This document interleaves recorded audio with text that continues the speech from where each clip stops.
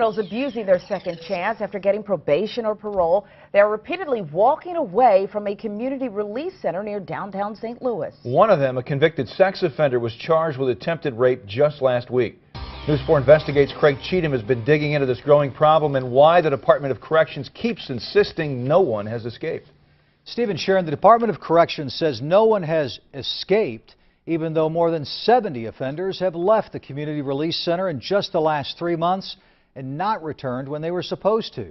Some of them were later charged with crimes allegedly committed while they were out on their own. I haven't been here that long. I've been here a couple of days. Michael Smith, the convicted armed robber, is out of prison, now living at the St. Louis Community Release Center. We talked with him as he was leaving for an appointment. I had to have an appointment set up, and it was set up through the communications and paperwork.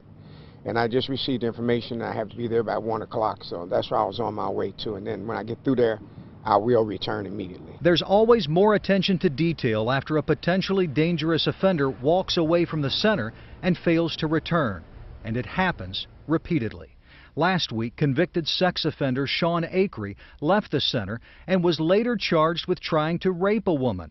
Last summer, convicted child molester Ronell Edwards walked away from the same center and showed up at a grade school. But when you get one like that that makes the news and everything, it makes it bad on the rest of us. Late this afternoon, the Missouri Department of Corrections revealed that there are 492 offenders living at the St. Louis Community Release Center.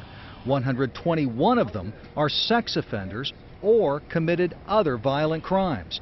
And although Corrections insists no one has escaped, the department admits 72 offenders absconded, which means they failed to return when they were supposed to.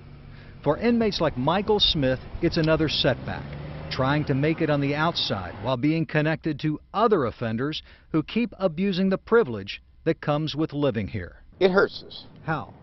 It's a mental thing with the inmates. We become very distraught because we figure now we're really going to have it hard. People are going to really look down on us, and they're not looking at the individual.